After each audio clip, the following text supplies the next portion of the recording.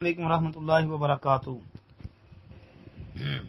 محترم بھائی نے لکھا جی 2 حدیثوں کے متعلق بتائیں۔ کہتے ہیں جی نمبر 1 حدیث ہے کہ دعا مومن کا ہتھیار، اس کی تحقیق و تخریج چاہیے۔ نمبر 2 سنن ابی داؤد کے حوالے سے قاری صہیب صاحب نے ایک حدیث قرض کے متعلق ابو امامہ والی بیان کی تھی، کہتے ہیں جی اس کی وضاحت چاہیے۔ جی محترم بھائی، یہ جو روایت ہے کہ دعا مومن کا ہتھیار ہے، یہ روایت بھائی مسند ابی یعلا کے اندر یہ 2 جگہ پر موجود ہے۔ 439 نمبر پر بھی حضرت علی رضی اللہ عنہ سے مروی، اور 1812 نمبر پر جابر رضی اللہ عنہ سے مروی مسند ابی یعلا میں، اور مستدرک حاکم کے اندر بھی یہ 1812 نمبر پر علی رضی اللہ عنہ سے مروی روایت موجود ہے۔ ایسے ہی مسند شہاب القضائی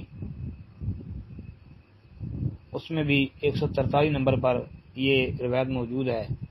ایسے ہی جو ہے یہ روایت مجمع الزوائد کے اندر جی 17,198 اور 17,199 نمبر پر جی موجود ہے،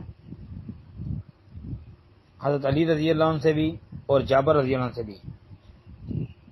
تو اور بھی بھائی کئی کتابیں ہیں، لیکن یہ روایت ثابت نہیں ہے جی۔ شیخ البانی رحمۃ اللہ علیہ نے تو اس روایت کو بھائی موضوع قرار دیا ہے۔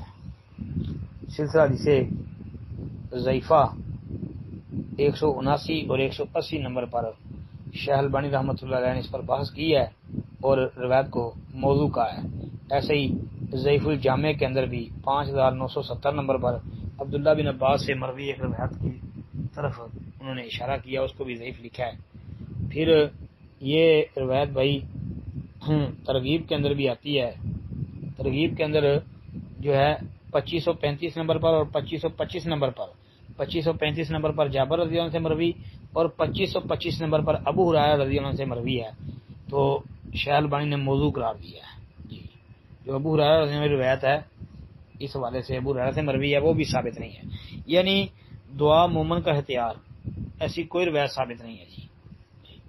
باقی رہ گئی بات دوسری کہ قاری صہیب صاحب نے جو روایت آپ کہہ رہے ہیں بھائی ابو امامہ والی حدیث آپ کہہ رہے ہیں قرض کے متعلق، تو وہ ابو داؤد کے اندر ایک روایت آتی ہے 1555 نمبر پر۔ اس کے علاوہ امام بہقی کی الدعوات الکبیر میں بھی وہ موجود ہے۔ بھائی وہ روایت تو ضعیف ہے، اب اگر تو وہی ہے جس کا حوالہ میں دے رہا ہوں کہ ابو داؤد میں وہ 1555 نمبر پر ہے، وہ تو ضعیف ہے۔ باقی اگر اس کے علاوہ کوئی اور ابو امامہ والی روایت ہے تو